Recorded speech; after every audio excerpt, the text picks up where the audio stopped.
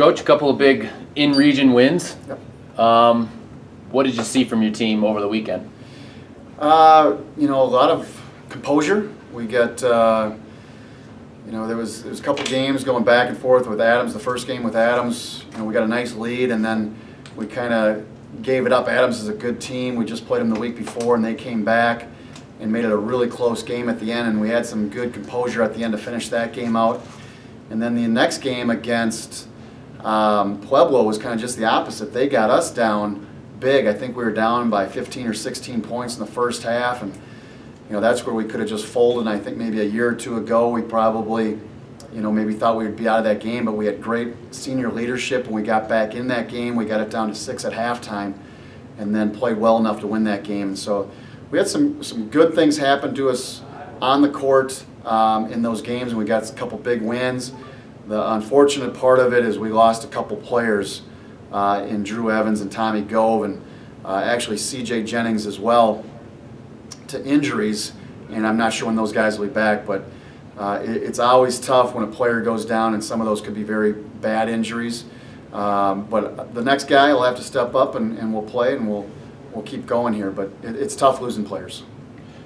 You mentioned that in past years you guys might have not been able to fight back.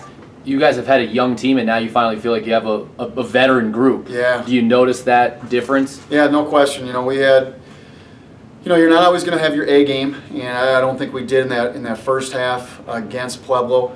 But we had some great leadership there with Jordan Evans and Rylan Gerber came in and played some great minutes. Tommy unfortunately had a really tough injury for us, but he is such a leader. Even when he doesn't score, he plays a great game for us defensively and kind of controlling the offense a little bit. And then obviously David, having 40 points in the first game, and teams are coming after him. He gets a couple fouls. I think he had 3 fouls in the first half in that game against Pueblo, so it was really tough. And we had to lean on some other guys. Jordan Collins, who's been in the program now a couple of years, really played well.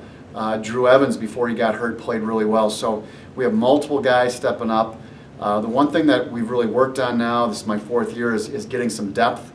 We've had that, and now we're going to lose that with some injuries. So it's tough, but those are things you have to deal with as a coach and as a player, and you have to really appreciate every day that you can get out there and play as a player. And as a coach, when you have all of your guys in practice and practicing, I mean that's all you can really ask for. And we'll come back strong, though, and hopefully those guys will be back soon. With conference starting after your tournament here, then are these 2 games critical to learn their roles for some of your depth guys? Yeah, I think so. I think it'll give us an opportunity. They're NAIA games, so they don't count in region. Win or lose, it's not going to be the end of the world. You'd rather win an in-region game, that's for sure. But these are games we want to go out there and we want to play well and we want to win and we want to progress on. But we're going to try to go a little bit deeper with our bench and see what guys can do. So we know that when we get into a conference game, what we can expect out of those players. Because practicing and playing in games are 2 different things. And we've got some good guys that still haven't gotten a lot of minutes, and so we'll find out what they can do this weekend in the Pack-A-Sack Thanksgiving Classic.